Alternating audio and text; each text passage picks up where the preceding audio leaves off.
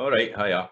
Welcome to the first a couple videos on the sounds of Scots.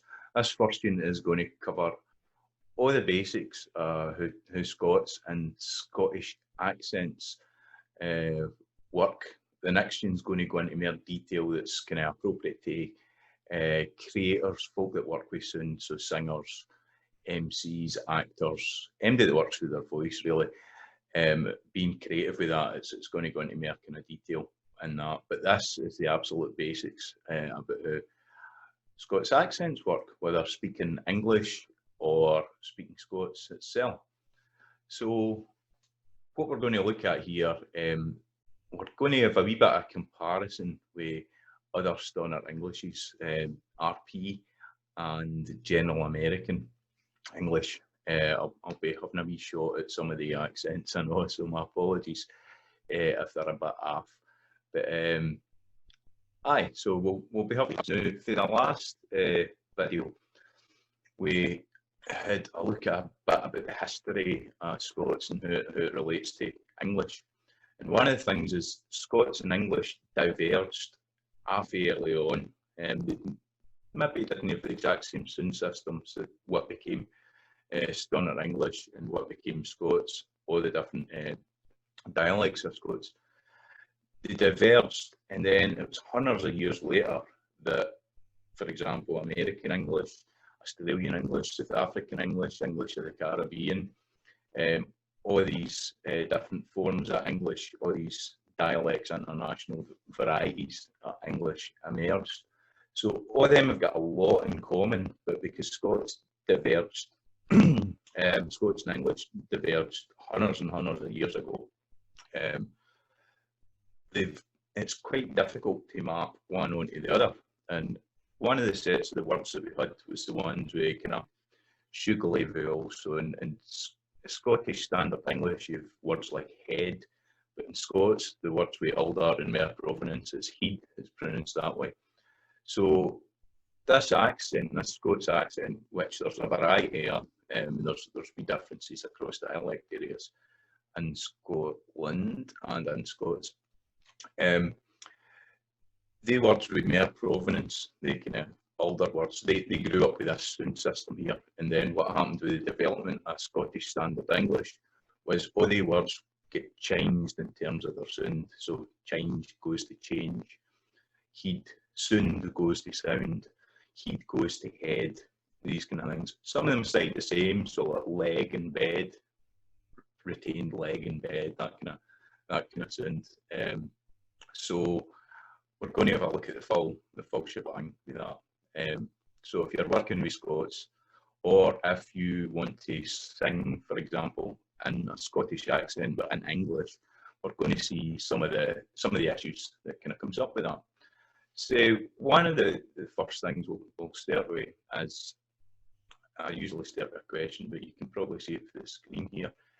How many vowels are there? How many consonants are there? Now, normally this is the tyranny of the written word. We think about letters when it comes to this. So we've got about 21 consonant letters and 5 and sometimes Y vowel letters. But what we're going to be talking about here mostly is the sounds. So the sound of a consonant, so K, P, these kind of sounds. And the sounds of vowels, which is A, E, O, these kind of sounds that are in the Scottish accent, we're going to speak with these ones. So, in actual fact, the problem we have in this is a problem with spelling, and it's a spelling problem with English as well as Scots.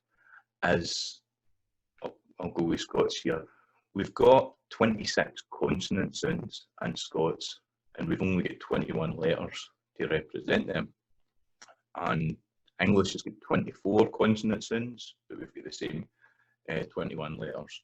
Older Scots used to have a 27th letter called the yoch, which represented mostly a kind of Y sound, a Y sound. That sound there. But largely we've got these 21 consonant letters trying to represent 26 sounds. And then when it comes to vowel sounds, we've only got 5 vowels. And this is because we use the Latin alphabet. We've not got an alphabet specifically to represent every sound. So in Scots, we've got about 15 to 18 basic vowel sounds. In English, there's more, there's about 24. And they 5 letters are doing the work to represent all them. So English for learners, folks say the spelling system's a nightmare. But we're used to it because we get about 15 years of schooling to learn things like GH at the front of ghost is pronounced G, it's the same as a G, or something like thorough, bow, through. They've all got the same spelling in English, but they all sound totally different. So we've no had that schooling in Scots. Scots is getting learnt in schools now, but we've not had that schooling. So sometimes the Scots writing system's a wee bit tricky. But if we start at the sounds of Scots, there is an alphabet. It's called the International Phonetic Alphabet. It's got 107 letters in it, and that has a 1-to-1 correspondence between every sound every basic sound that's in all the languages of the world. So it's got letters for like clicks, things like that. It's 107 letters, but we've not got that in our keyboards, and we don't learn that alphabet generally at school. So what I've got here is I've got a system I use for teaching where there's a spelling for every sound, and we'll introduce that as we go on. And the spelling just uses the Latin alphabet, so it only uses the letters on your keyboard. So we'll have a wee look at that. So we'll start off with the consonants here. So what's the difference between a consonant and a vowel? Right, well, so basically in Scots and English, all our sounds are made by pushing air up through our mouth or through our nose, and it comes out. Now, a consonant is something that has turbulence, a kind of air pressure build up at some point in its production, whereas a vowel just clearly goes through the mouth, and we make the different sounds by changing how our mouth is shaped. So we'll start with the consonants. One of the differences with all the vowels we've got here is they're all voiced. So if you feel your voice box, you can feel it buzzing there on every one of your vowels. Consonants often come in pairs where there is and there isn't a voice on there. And for here, I'll explain what's up here. So we've got different types of consonants, and we'll go through them here. And the yellow is this spelling system that I use. It's mainly based on the letters on the keyboard, and the right hand side is the International Phonetic Alphabet letters here. And these ones in the left, they don't have a voice, and the ones in the right, they have a voice. So just to get that voice thing going, if you put your horn on your thrapple there and feel the buzzing, and I want you to say an F sound, so, and then say a V sound, and you can feel your throat buzzing there. Now, you'll maybe notice that F and V and V, your mouth is in the exact same position, it doesn't move. So the only difference between an F and a V is you've got your voice going there. But we have that, and then we'll think about where your tongue is in your mouth, how open your mouth is, where your lips are, that kind of thing as we go through. So we'll start off with what's getting is the plosives. And these are consonants where the air is stopped altogether. Sometimes they're called stops in English, stops in Scots. And that's where the air is stopped altogether for a wee bit. So we'll start with these. We've got the ones that they're called the labial ones, so that's your lips, right? We've got p and b, so you can feel your throat there. B, b, we've got that. And then we've got, so that's where lips stop the air. Then we're moving our tongue, where tongue stops the air for p and d. They're known as dentals because they're up at the back of the teeth there. Now, some Scots speakers for backgrounds that maybe South Asia will maybe pronounce that k and d with the tongue a wee bit further back, and that's because of the kind of historical languages that their families are maybe used to speak. Then right at the back of the throat, we've got k and g, and the k and g. See that? So that's the plosives. There's 6 of them. So you can hear this with these words here. The only difference between these words is the consonant at the start. So you've got pi, bi, tai, di, kai, and gai, and they're all that's called minimal pairs.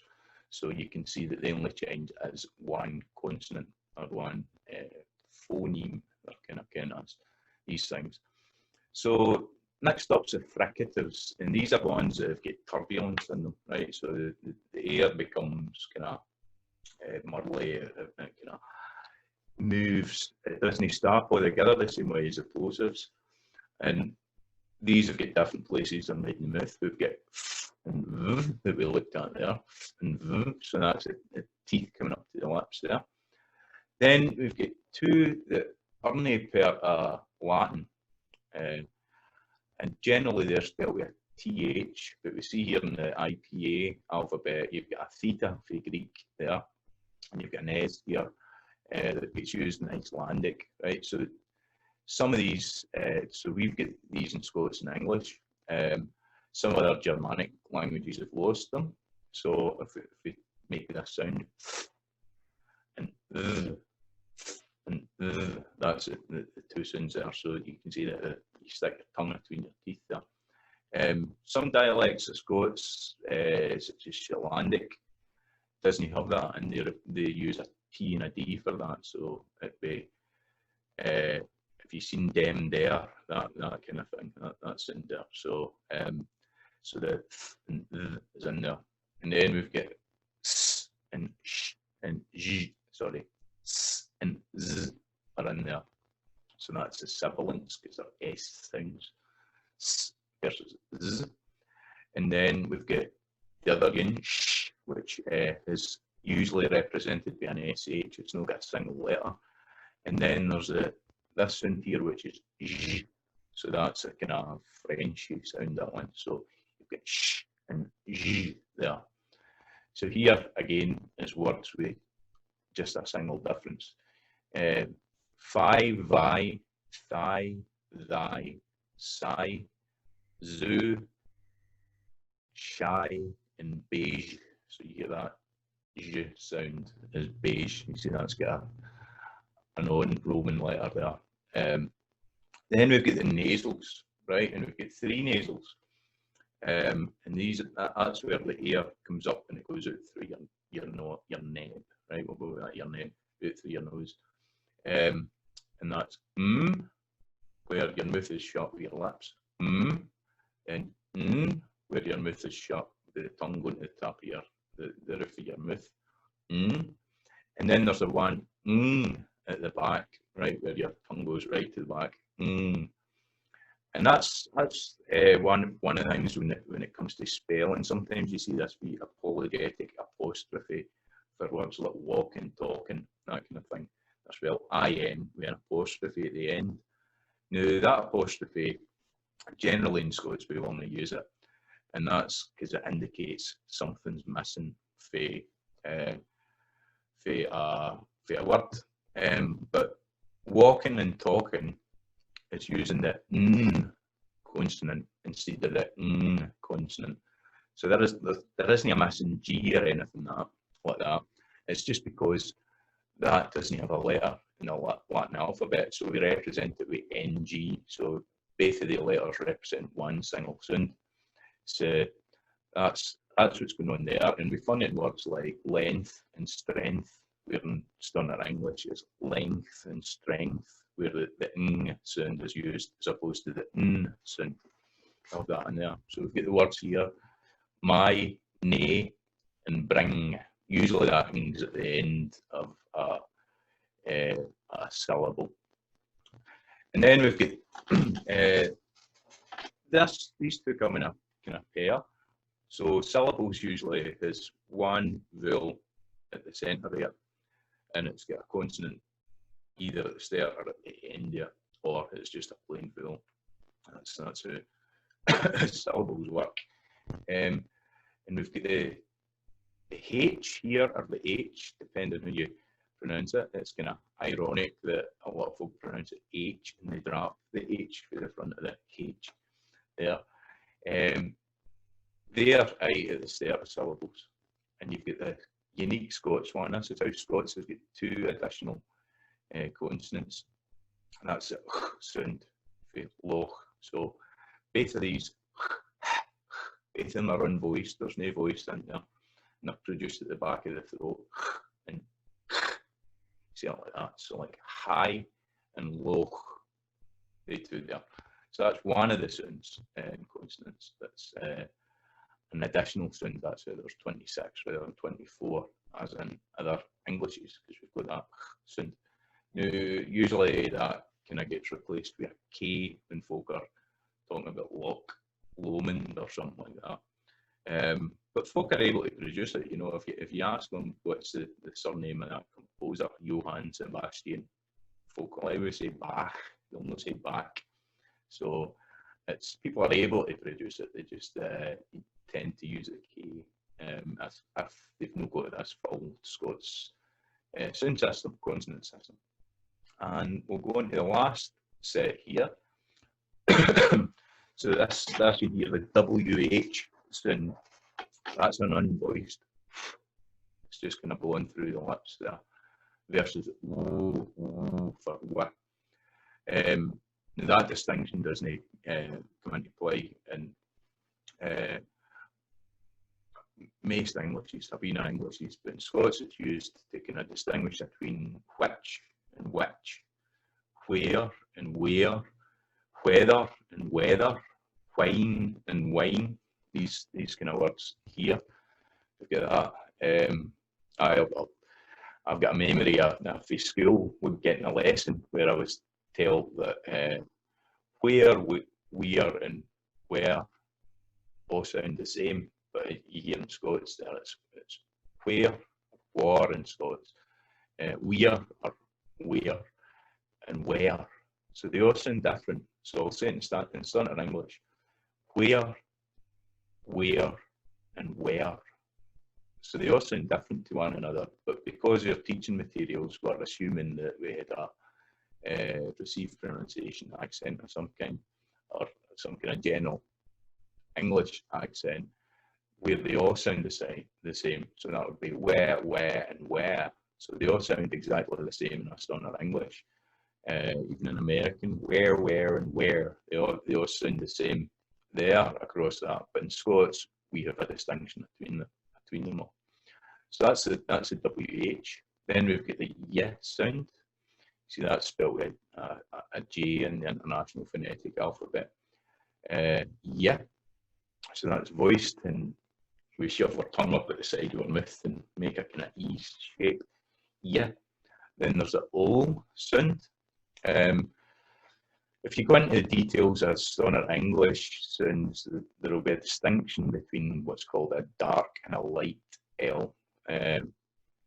It's generally in Scots, folk will just use the dark L, and that's where the tongue is pushed up towards the top of the roof of the mouth. And a light L is where the middle of the tongue's put down at the flare of the mouth. It's pushed down to the bottom of your mouth. So O versus O. So, but most Scots just does the dark L, bottle, things like that. So that the tongue's really close to the top of the mouth. And then there's the R. So the R is the big thing that if MD's doing a Scottish accent, they put this R in. Really, that's better, and they roll it away. Nowadays, the folk are shifting for the trill with the R sound, more towards a tap, so you only get a wee touch. So better, it's not a better, it's better. It's just got a slight wee tap there. And at the start of words like a roll, you'll tend to get more of a trill at the start of that word there. So here's some words: which, yes, lie and rye, rye. Now some particularly in Glasgow, you get that as burr for the R and sometimes into the L.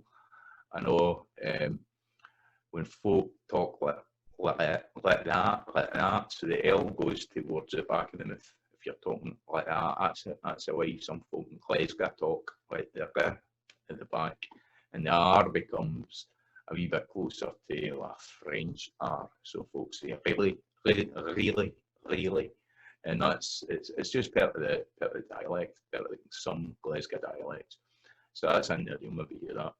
And then the last pair are consonants that start on one shape, and whilst you're making them, the mouth moves. So if we feel all the consonants up to now, O, R, V, our mouth doesn't move whilst we're producing them, but that's final pair today. And that's ch and j. So ch and j are the voiced and the unvoiced version. So ch, you can say ch. That starts with a T and ends in a sh. And j starts with a D and ends with a j sound. J. And a word like church and judge are the same, apart from it's the voiced sound that's there. So church starts with a ch and ends with a ch, and judge starts with a j and ends with a j. So it's the same thing, apart from the voice isn't on for church and the voice is on for judge. So that's the difference between them. So that's that's all 26 of the consonant sounds in Scots. Now, across most European languages, folk will use pretty much this set gear take, the th and the or no, in a lot of languages. But aye, so they're kind of universal, no universal, but they're a feature of most European languages. This set to a greater or lesser extent. Now, for spelling these, so I mentioned we've got 26 sounds here. There's different spelling conventions. This isn't standard English. They're largely the same in Scots. Vooels is where Scots and English really change, and it's the same across like Scots and German, Scots, Norwegian and English, and that. As we've seen, there's all these cognate words, and generally the consonants are relatively stable, but it's the vowels that shift a bit. But here we go. Here's the spelling conventions within English for each of these. So we'll go through them. So the p sound, generally a p or a double p. B is the same, so that's a b or a double p. T, same. Sometimes you'll get a PT in there for like pterodactyl or receipt. It's in there, so that's a wee spelling thing that comes in there. D is largely a D or a double D, so drum, do, ladder, like that. K is where we start to get variations in the spelling. So you get the capital K, but spelled with a C sometimes, like cat and act. Sometimes it's a CK, like in back. And then sometimes you get queen, so that's when a K goes on to a W, you get a Q, U, so queen, so that's a KW, so it's part of that spelling. And then exam, where a K goes on to a Z sound, sorry, an S or a Z, exam, so that's where the X is there. Some folk will say that exam, so it's part of the G sound and all. But G spelled GH, like ghost, just a plain G, single G or a double G, usually for that. M onto the nasals here is generally an M or a double M. N is spelled with an N or a double N, so that's pretty safe for it. Ing is spelled NG. Sometimes it's just spelled with a plain N going on to a K. So you've got singer, bring, linger. Arguably because that's a ng followed by a g sound. It's just spelled with an N there, but linger. or brink. So that's an N going on your K, brink. So sometimes it's just spelt with a plain N. Now, there's some words with these, what we find between Scots and English is with these nasals, they go on to plosives in English, and in Scots they can be just plain nasals. So that would be something like number. So M's going on to B's. In Scots generally will just be a plain M. So what number is that? N's going on to D's. You see this the most frequently. So nda. So if you feel like mba, you feel the mouth is pretty much in the same place. Mba. That's where you open up after that. Nda. It's in the same place, apart from you're shoving the air through your neb there. Nda. And nga is that. They're at the same point of articulation at the back of the throat there. So I can find that. So like hon or hunters. There are loads and loads of words where the N doesn't have a D following it in Scots. Now, there's no, Scots hasn't necessarily lost a D in some of them. So you get, it's reflected in English spelling actually where there isn't one. So like dumb or numb spelt with a B, and there isn't a B at the end of that in most English dialects. Some of them there is. But in the other ones like singer, so linger has got the G in it, but in Scots that would be linger, or like finger, where it doesn't have the G following after that. Following after that nasal ng sound. So that's one way that Scots and English vary in a regular way according to the consonants.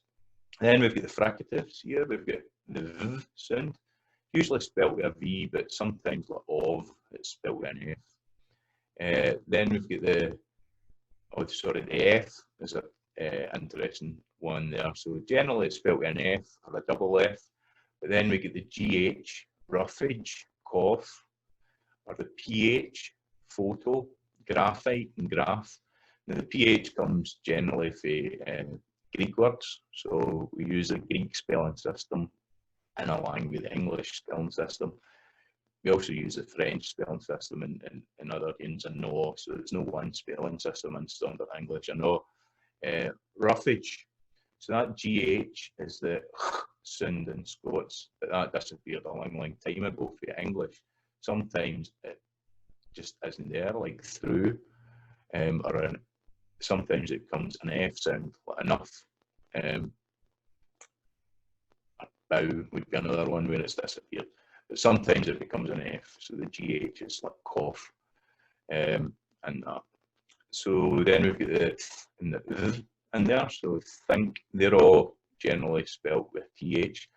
Sometimes the one with the voiced sound that I spelled DH here, it's got an E, a silent E at the end. So the difference between bath and bathe in English, we've got that there.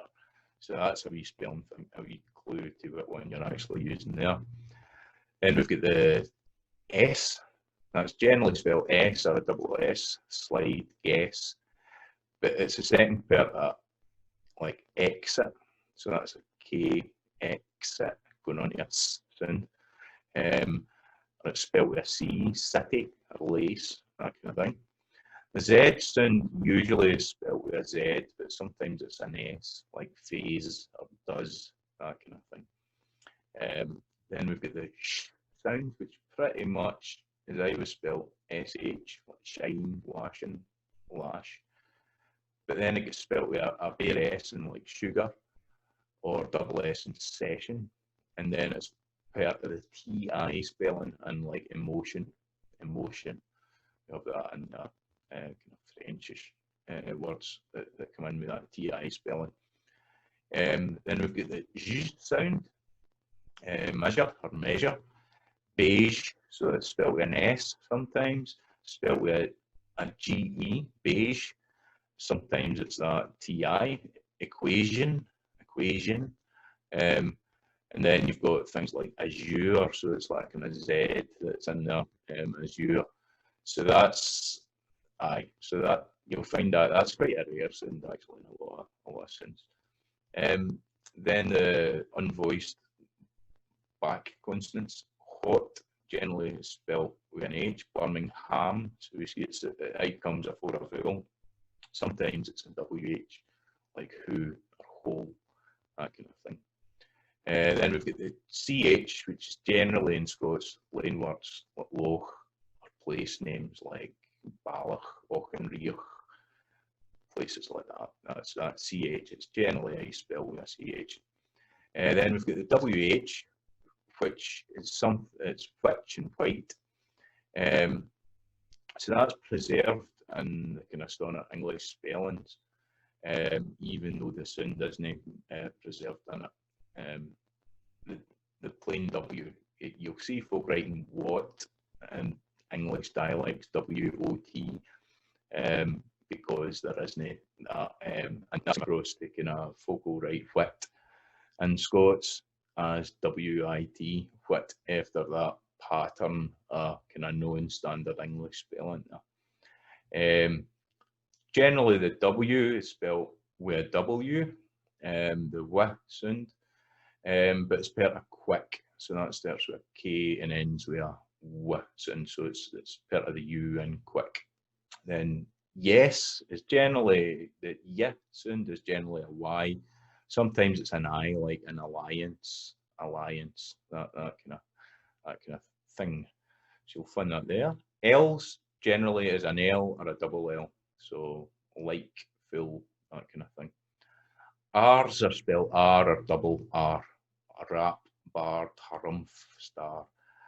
Now that's no present in standard English, and we'll see it in a wee bit when we look at how vowels work in relation to R's. So we'll see that there. So arguably you could take them out as standard English spelling, but no, they serve a purpose there, and that. Then we've got the ch sound, which generally is a ch or a tch, like batch, batches. Sometimes it's just a bare t, like nature, that kind of thing. And then we've got the j sound, which is like in gin or joke. So that'll be a G, a J. It can be a DJ, like Django, which actually represents the sounds far better because it starts as a D and ends in a J sound. So Django. And then judge, that word there, that's got a couple of spellings going on there. So it's got the J or J at the start, and then it's got the D, G, E in there. So that is a variety of spelling. So there you go. That's all the consonants that are part of the Scots accent. Let's relate it to standard English. Now it's the vowels where things get quite different. I'll go into the plain vowels here. So what I'm using here, and I'll explain this chart we've got here, is it's a system called the Vooels system for dialects, and it's used for comparing English dialects. And basically it groups together all the words that share the same vowel sound. Now, this is the system, Wells hadn't invented it by then, but this is the system that the past 300 years Scots has been changing the vowels within the traditional Scots words in order that they be understood, in order that they fit into this dialect relationship across standard English, received pronunciation, general American. So what I'm going to do here is just look at it in terms of Scottish Standard English, because they map onto one another one by one. But words like heed isn't in the head group, isn't in the dress group as it's called here. Loads of them, and there's no simple rule that will tell you what a Scots word will be if you ken the English word, right? So there's no rule that will tell you that heed will be head, but bed will only be bead, right? So bed is still a bed, your bed that you sleep in is still a bed in Scots. There's no rule that tells you that, and although some vowels map, you're more likely to be one vowel. You're more likely of heed and deed for head and dead. It can be near enough any other vowel, depending what one you're mapping on. So I'm going to look at this from the point of view of Scots Standard English, because that's the language that we have used to match up with received pronunciation, general American, South African, Australian Englishes, right? So we'll go through these. So this is the unique spelling that I use for teaching on this yellow column here. This is this International Phonetic Alphabet spelling of that sound. This column is the Welsh name. So it's an example word for each of them that uses that vowel sound. Then we have received pronunciation, so that's Standard English, and General American, so that's Standard American English. And what we find here is all these other Englishes map onto one another pretty easily. But there are fewer vowels in Scots.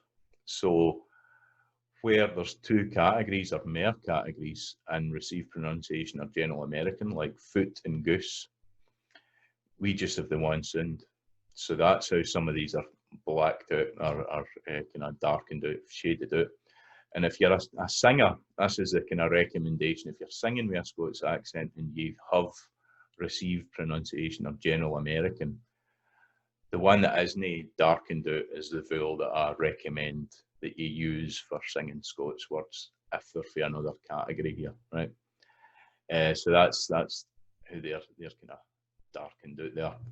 So I'll go through them. You'll see that the spelling in the International Phonetic Alphabet is often quite different between Scots and General American, but the first two are the kind of simpler ones. So we'll go through these. This is the A sound for kit. So in Scots, that's A. And received pronunciation, it's so it's like kit. It's more like E. General American, Kate, so it's A. So even though they're spelt the same way in the International Phonetic Alphabet, they do sound different for one another, but no enough that they merit their own letters, right? Then the next one is a strut vowel, that's A.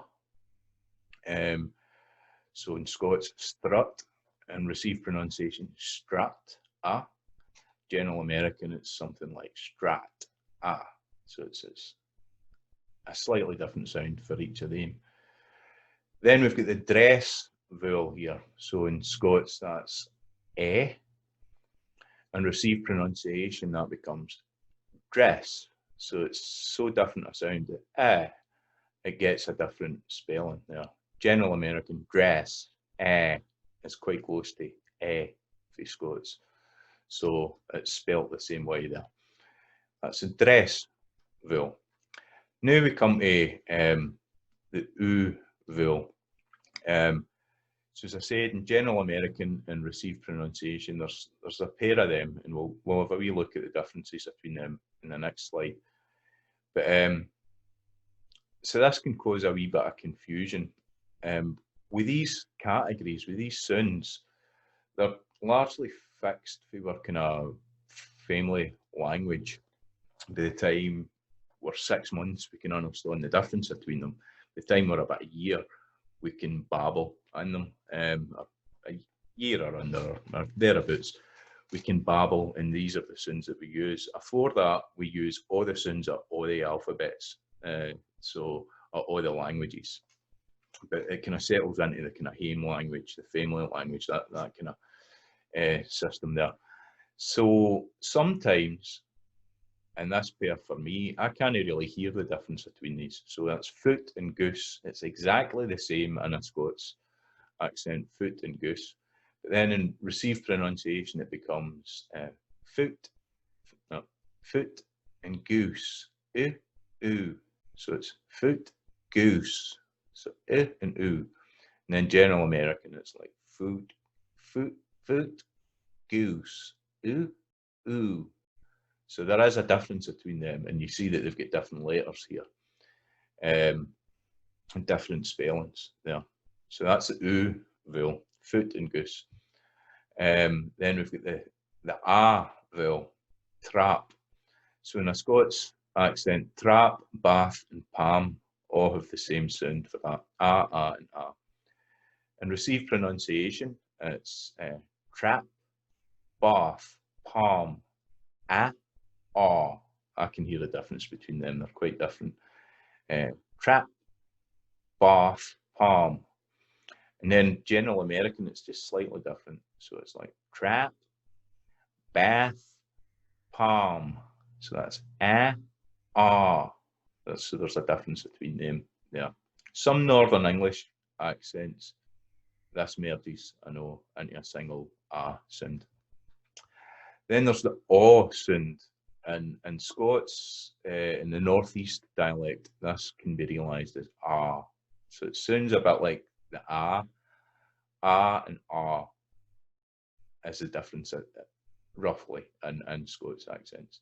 But this is the aw. So in a Scots accent, lot, cloth, and thought are all the same.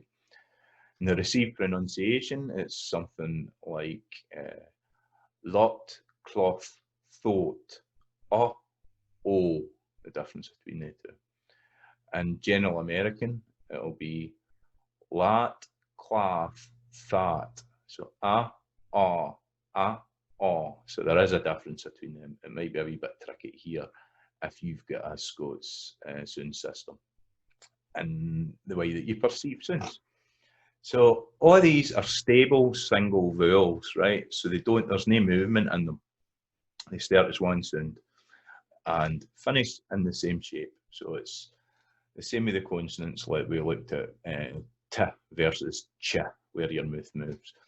We'll see some that are called diphthongs in a wee second, but we'll just have a wee look at where these Englishes make distinctions. So these are words that sound exactly the same in Scots, but in English they sound different. So suit and suit in Scots would be suit and suit, right? Look and look, look and look.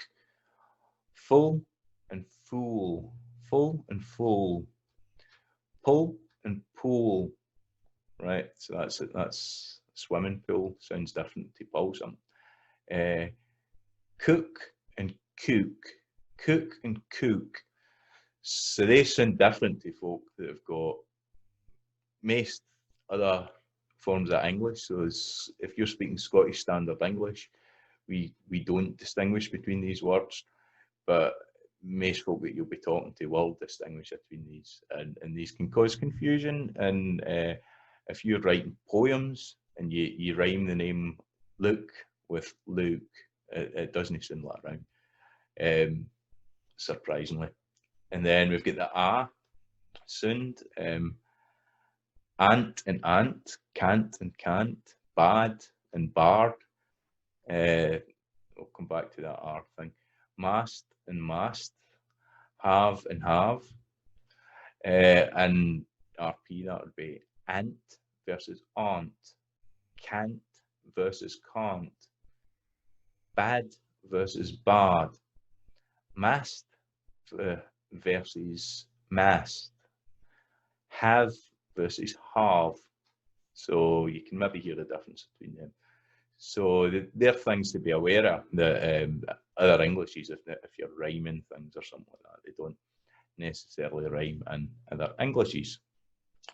And then there's the aw sound. So cot versus coat, not versus note, rot versus wrote, tot versus taught, odd versus odd, sod versus sod, chalk versus chalk, hawk versus hawk, stock versus stalk, on versus own, fond versus fond. So you can maybe hear the difference between them. I know, but in Scots that'd be caught, not, rot. They're exactly the same. So that's that lot. So then we've got the next 3-4 sounds are in Scots, they're plain vowels, so they're no diphthongs. The mouth doesn't move when you're producing these vowel sounds. Now this is important for singing. So in singing, often you're wanting to just keep an unmoving shape in your mouth. So when you're singing Scots, you're not shutting your mouth whilst you're singing. So these are actually quite good, useful Scots vowels for singing if you're doing long notes on things. So we've got the A sound, so face and that, and received pronunciation, that's face. So that's A. So you start in an A, in a kind of A, an S sound, and you finish in an E. So your mouth shuts A. In General American, it's A, face. So it's it shuts, you shut your mouth as you're producing that. Then there's the O sound, which is goat, O, just a plain O. It's roughly the same in General American, goat, goat, goat, in that. It stays in the same shape, it doesn't move, but in received pronunciation, it's gout, ow. So it's ow, the mouth rounds and shuts for that, gout. And and then there's the E sound, so like fleece is the name for that. And generally it's written in received pronunciation as if it isn't moving, but how folk actually say it is fleece, A, so the mouth shuts as it's producing that E sound. General American, it generally doesn't move. And then we've got this one that's kind of a unique vowel to Scots, and it's just in a whole few dialects. It's in my own dialect, it's in Shetlandic, it's in a few rural dialects, and this is an old vowel that in Scots has fell away in a load of dialects where they use another vowel to pronounce this. And this is in words like good and skill, moon, that kind of thing. So it's not like good and tune. So for me, moon and tune don't rhyme. They don't sound like a rhyme because it's versus oo. And this sound, generally the rule for this is in the south and the west, it becomes mostly an sound. So folk will say that's good. I'm going to the skill.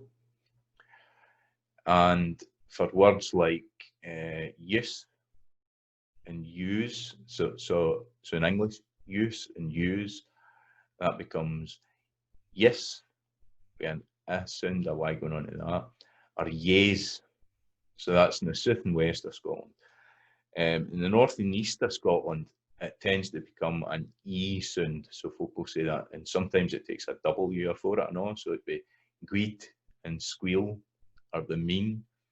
Other words would be like blood, becomes blid in the south and west. It's bleed in the north and east. So that's this sound here. So it's useful to ken that, the UI sound that's in there. And that's doesn't map on to general Englishes. I know. I should say that for a K and a it becomes a U sound. So like nuke, East Nuke a Fife, a buke in some dialects. That's a nuke, the Scots version of enough. It'd be a nuke is that kind of word there. So that comes up there. So generally it'll be spelled these ways. We'll have a look at the spelling and after. So so that's the monophthongs that might be a diphthong in other Englishes. And the diphthongs, there are 5 diphthongs in Scots. We're going to look at the first 3 here. This is the ow sound, so mouth, no mouth, mouth. So that starts as a and ends as a oo, mouth, ow. So it moves there. And received pronunciation, that's ow, so mouth, mouth. In General American, it's roughly the same. Mouth, mouth. So that kind of form there. Then we've got this other one here that's got, it comes in a pair, right? And that's a choice.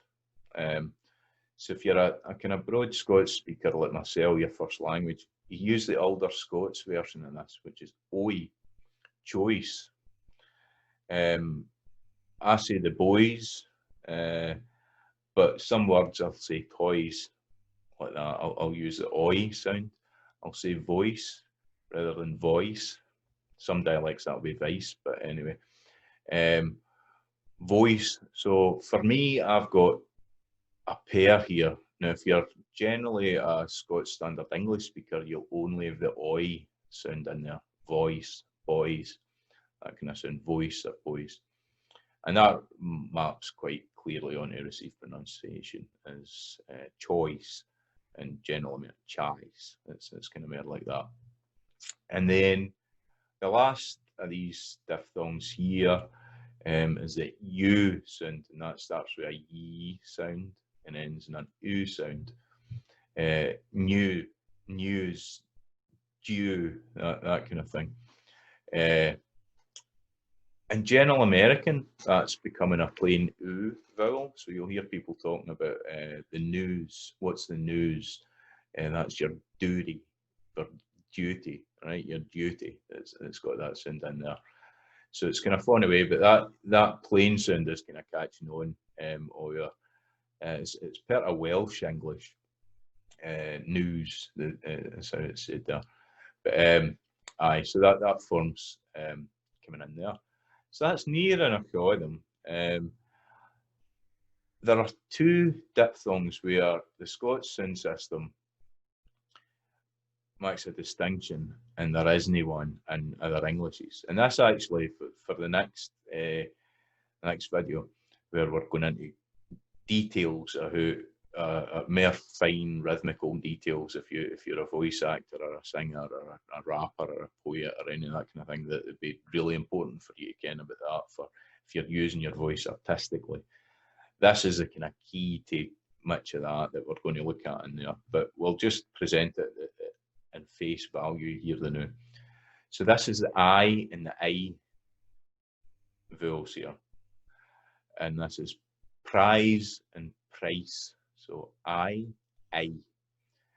Whereas all other Englishes will only make this distinction. So received pronunciation, it's prize and price.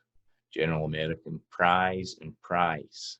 It's that. So it's the exact same sound that they use for them, but Scots distinguishes between them.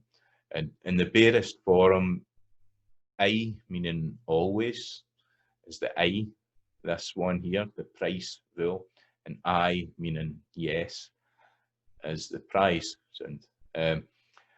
Should say in Dundonian, the I sound becomes e, so it's fell away. That's how it's egg is twopes. That's so that I sound becomes an e sound and Dundonian in some Tayside. But generally, it's I and I with these differences. So you can hear the differences with these. Some words, a lot of these words, the pronunciation's copied for Standard English because we've got no teaching material that teach you this. So if you've been through the school learning phonics or something like that, prize and price, you would group them into the same group, but they've got two different vowel sounds. Now in Standard English, it behaves kind of like a sound effect, right? So it's just something that varies between words. It doesn't distinguish between two words, right? But in Scots it does. So we've got I and I, they're distinguished. That's two different words because you're using them as two separate vowel sounds. And then we've got words like pie and pie, to pie somebody, buy and buy, why, the question, and why, that might have a fwa in it there. So there's a wee of them, there's loads of them, but you can hear the difference between them. These are these words sorted in. So you get pipe, bite, ride, versus pie, buy, rye, bike, tiger, or tiger, right? So that's who it theoretically should be said. Tiger, spider's another one. So spied, lion. You don't say these as lion, it's lion. Time, tire, line, sty, fife, five. That's so they're quite close. Scythe, size, advice, advise. So you can hopefully you can hear a difference between them there. So that's the additional one. So if you that's another one for if you're doing rhymes and things like that. Prize and price are now very close in terms of rhyme. So that's there. But in English, when you're speaking English with a Scots accent, it distinguishes between words, but it makes the difference between words that would be exactly the same if said in any English accent, no matter what dialect throughout the world it would be. So there we go. So that's the diphthongs. So that's all the vowels. That's what has been through all kind of 15 gear take vowels. I guess the one that I never touched on is the sound that you get in 7, devil, heaven, and some Scots dialects. So that's in there as well. That's like a slightly altered sound. So that's that's in there, I know. So that's all the vowel sound I went through. So a couple of things to kind of notice here is these are words where in other Englishes they'll tend to sound exactly the same, but they're pronounced differently in Scots. So it's turning the heat on, like aunt and aunt, aunt and aunt, aunt and aunt, that kind of thing. So this is the situation where Scots words distinguish between Scots sound system makes words sound different from one another. So like area versus area, whereas in RP that would be area, area. Cheater versus cheetah. So cheetah, cheetah. Same. Leaser, someone who leases a house, versus the name Lisa. Schemer versus a schemer. Right, so schemer versus a schemer.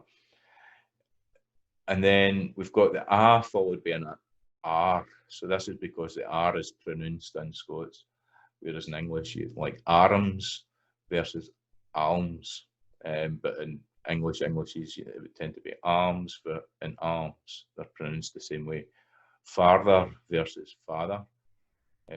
Father, father. Scar versus scar. So scar versus scar. It's in there.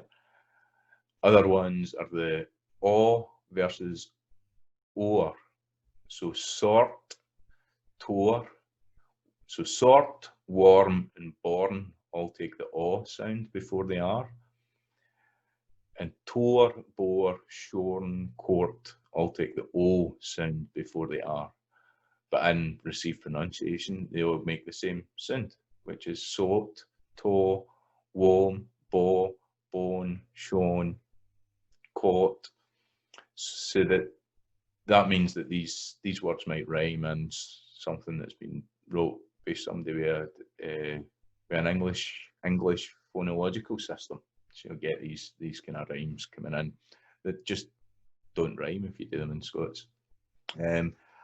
Then we've got the or versus o. So there isn't an R in non-erotic. So like standard English, or most English accents that will only have an R in it. So that's or versus o, cord versus cod, drawer versus draw. They become o, code, code, draw, draw, Thor, thaw, thaw, thaw, sort versus sought, sort, sought, sought, court and caught sound the same, fort and fought, so fought, fought, pour and paw, source and sauce, shorn and shone. So these usually you recognize them as puns when you hear them. So like what's that cartoon? Shaun the sheep. So it's shorn the sheep. It's a pun on that. So it taken me years to realise that was a pun because it's no part of my language. And then another one is a for an R, the and vowels, and just about every other English, apart from some Irish dialects, they all make the same sound. So burn, herd, bird, turn, earth, third, nurse, bird, thirst. So like curb, curb, and curb are all different words, but they all sound exactly the same in just about every other English. So it'd be curb, curb, and curb. Another one is if you put something under the soil, do you bury it, do you bury it, or do you bury it? That's never addressed because in all these other Englishes it's the exact same sound that's in there. So in Scottish you'll find folk will say bury or bury, and occasionally they'll say bury. So that's another wee effect of that. So that's over stressed syllables. So sometimes we have unstressed, more than one syllable in a word. Tends to go stressed then unstressed. Sometimes it's an unstressed syllable followed by a stressed syllable. Sometimes not. In a lot of Scots, you tend to get two syllables following one another. So Dundee, the city of Dundee, that's two stressed syllables. But folk for Glasgow, maybe we call it Dundee. And I've heard it the other way round where it's been Dundee. It's said that kind of back to front way, but Dundee. So some words where you would maybe expect a strong and a weak stress, or a stressed and an unstressed syllable. It'll be two stressed syllables. But this, I kind of represent this by a UH here, and it's in the International Phonetic Alphabet, it's a schwa. And what that means is the mouth is entirely relaxed, and you just go, it's that kind of sound there. So we find that in words like a for. So this is unstressed, followed by O. So we get a clear O there, but we get a for, a hin, a bin, that kind of thing, a for, a hin. And then if it's at the end of words, you get scunner. So that's no scunner. We have a strong and it becomes a scunner. Sometimes in some words it's a wee bit closer to an a sound, other times it's a bit closer to an a sound. And in Scots, that's the sound you get for that. But generally it's a kind of relaxed mouth. It's just said without stretching your lips or putting any tension in your mouth. Words, here's just a couple of other wee ones. Words that end in an O sound in English. In Scots, the pattern is they tend to become the A sound or an A sound, more kind of in the East Coast. So Barrow in Glasgow, and accents that take the A sound, they become Barra in Glasgow. And accents that take the A sound, they become Barry in Glasgow, that kind of thing. So that explains how these words end that kind of way there. And another one distinguishing Scots from English is most Scots accents, if a word ends in a Y or an IE, they tend to have the A sound rather than an E sound at the end. So happy, selfie, it's happy, selfie, A, it's that sound there. Whereas RP, happy, selfie, or American, we happy, selfie, let's go with that. There are some Scots dialects where it's more like the E sound, but generally it's the A sound you get there. That makes a big difference for some songs that you get with rhymes and things like that. So that's us, that's all our vowel sounds then. So just to finish up, Oliver, we look at standard English spelling, and this is where the big stoogie with Scots spelling comes in. So most Scots words will have a hone for your spellings. Standard English is standardised. Most words will have a single spelling in English, but you get a lot that will have more than one spelling, like colour. A lot of these, particularly between American and British English spelling systems, but there are even variations within English spelling systems where you get a couple of options of spelling the same word. In Scots, folk innovate on the spelling, and really it's not a massive big deal. Instead of having one spelling for a word, you might have 3 or 4 spellings. And sometimes they use English spelling conventions, and I'll point some of these out to spell Scots words where there's a traditional spelling of that word for Scots that goes back hundreds and hundreds of years. And that's just because we're not taught it. We're not taught the Scots spelling system. It's not radically different from Standard English, but we'll see it here as we go through these sounds just very quickly. So the sound, pretty much always is spelled with an I, a single I. So sit, bit, give, with, fish. That unstressed syllable here, it can be A's or E's, but it can take any vowel and a lot of different spelling. But here we've got above and runner. So generally, if it's ER or talked or something like that, that's a bad example. It's spelled with an A or an E, but generally it can be spelled with any syllable. Then we've got the sound, which can be spelled with an O, like ton, or just a plain U, like fun, just. Can be an OU, like young, or there's an O again then, world, and that. Then there's an E sound. Generally in English, it's spelled E, double E, or EA. And this is one of the spelling ones for Scots, as we'll see. In Scots, we've got a different spelling for that. It's usually IE or EI. But B, feed, beat. The A sound is generally an A with an E at the end, so late, where, that's the EA spelling. Then it can be an E with an E at the end, like where, make, gain with the AI spelling, gain. And then at the end of the words, an AY, so way, say, that kind of thing. So again, these are all different solutions to spell these sounds. The sound generally is an like bed.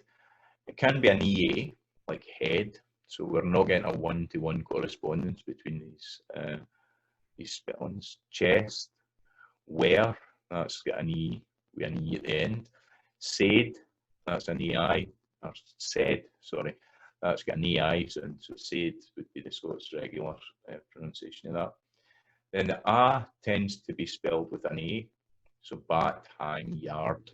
That's a simple spelling on that. The U sound generally is a double O. In Scots, that tends to be an OU. We'll see that in a wee second. Sometimes it's a plain U, like pool. A plain O, like do, who. That kind of spelling there. So that's the English spelling convention, and we'll see that with the Scots in a wee sec.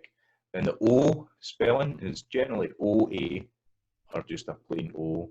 So coat, both, old, bowl. Then that's OW and bowl. Then soul is OU. So there's a bit of variation within that one.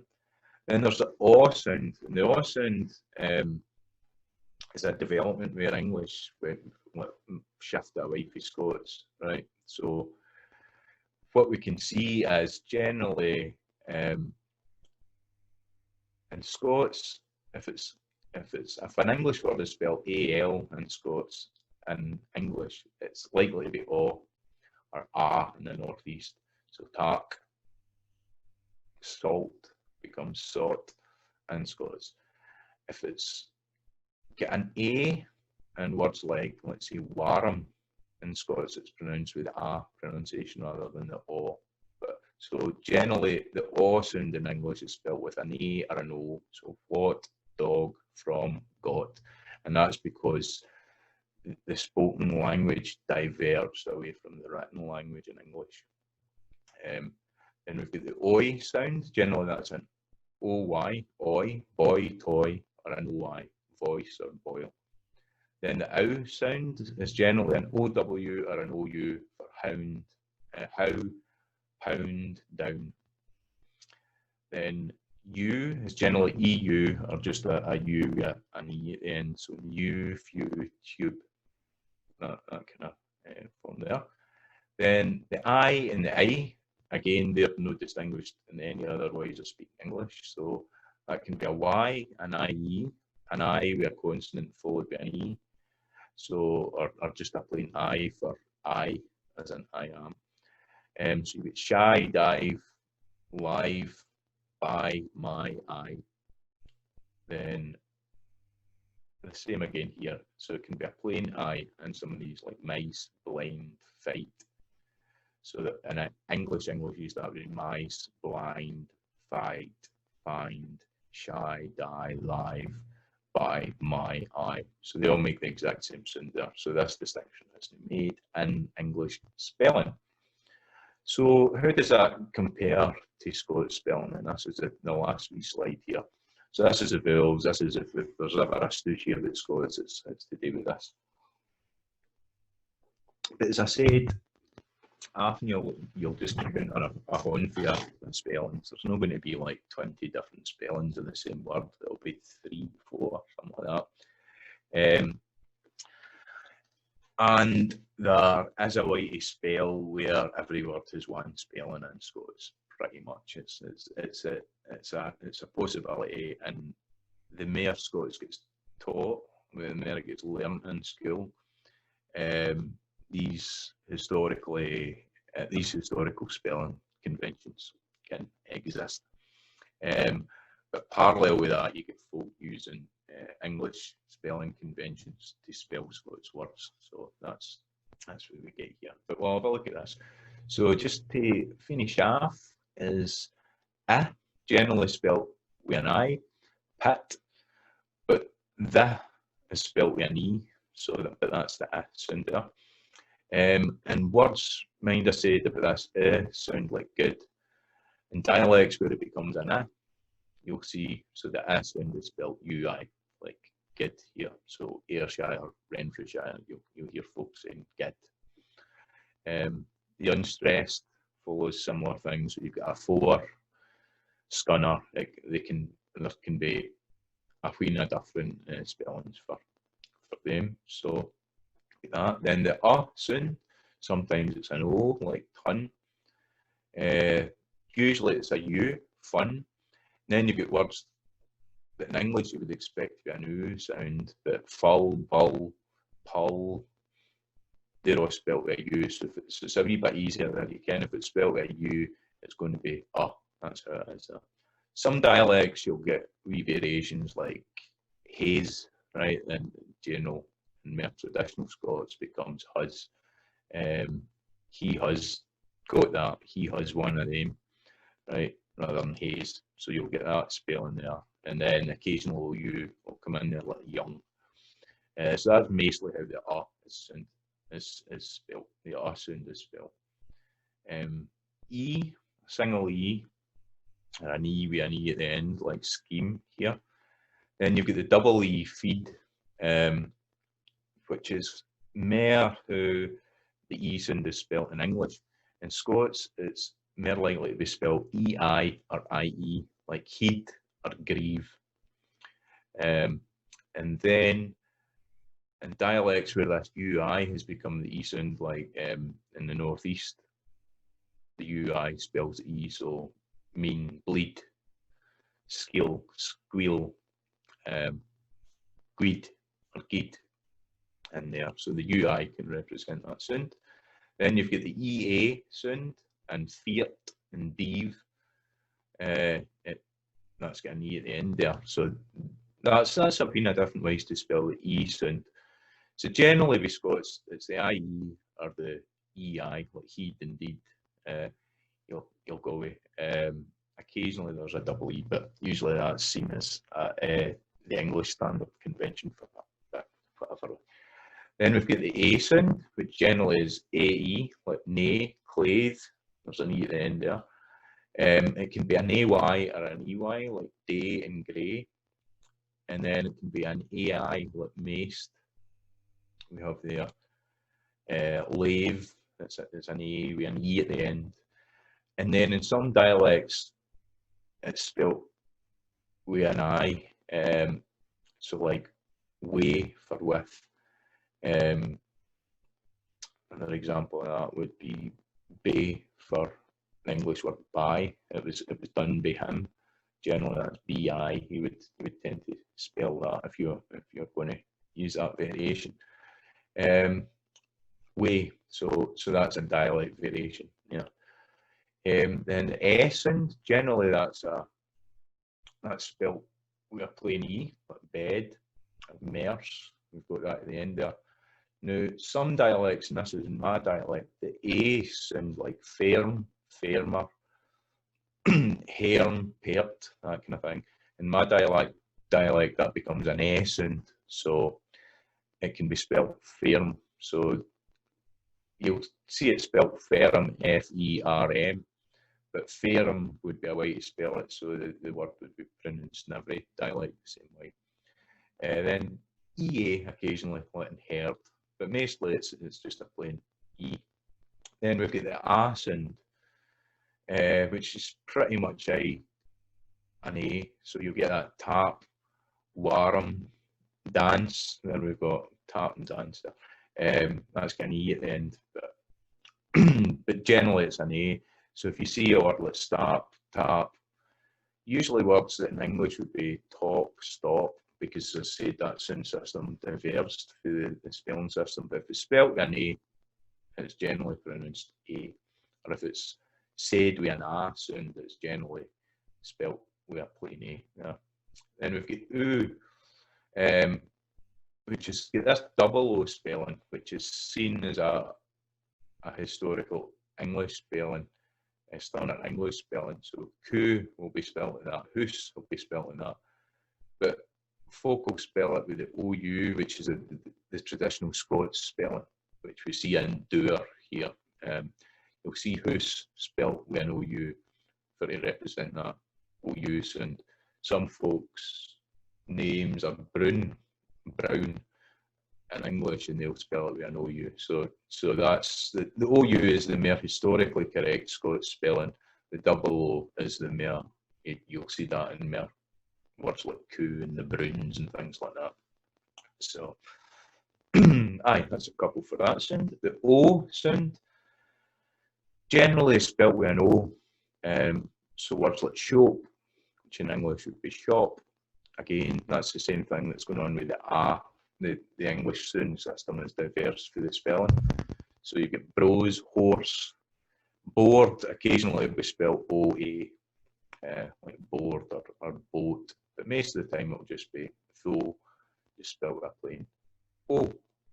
Then there's the O or the A sound you'll find in the northeast, like har, the har coming in. In my dialect, you theoretically say that the har, as that comes in.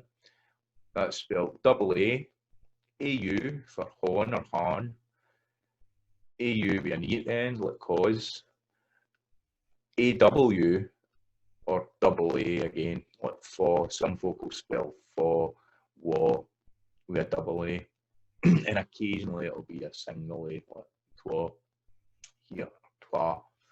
And that covers all dialects. The double A is sometimes recommended for all these words if you want to have a single spelling for every sound.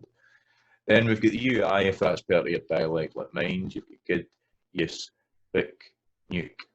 But that can go into the other sounds. As I said, these diverge to gid, yes, that yes, that kind of thing.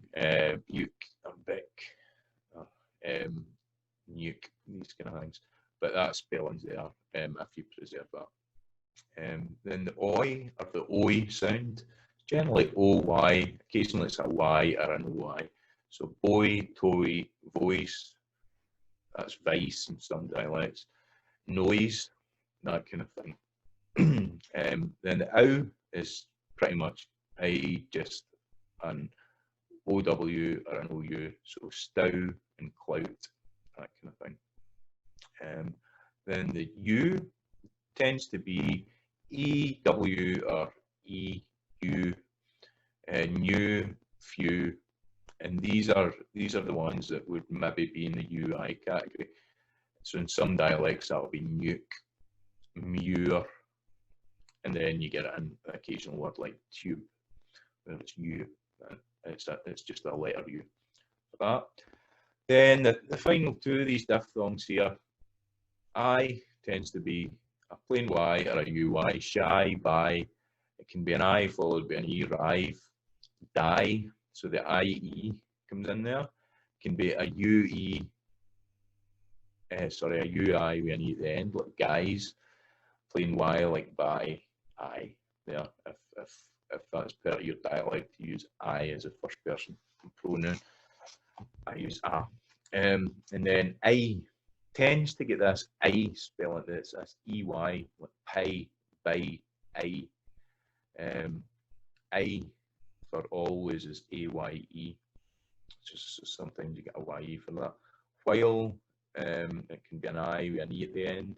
It can just be a plain I, like Lynn or blind. That's a standard English one in there. File for foul. It can be a Y with an E at the end, or just a plain I, like find, a fin. That would be the Scots for that. So that's a couple of Scots Standard English ones in there.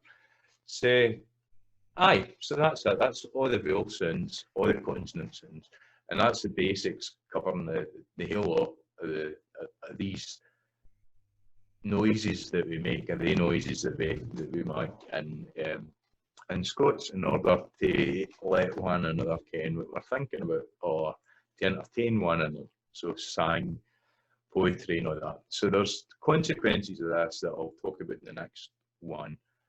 But for your basics, for looking at rhymes are all based around the vowel sound.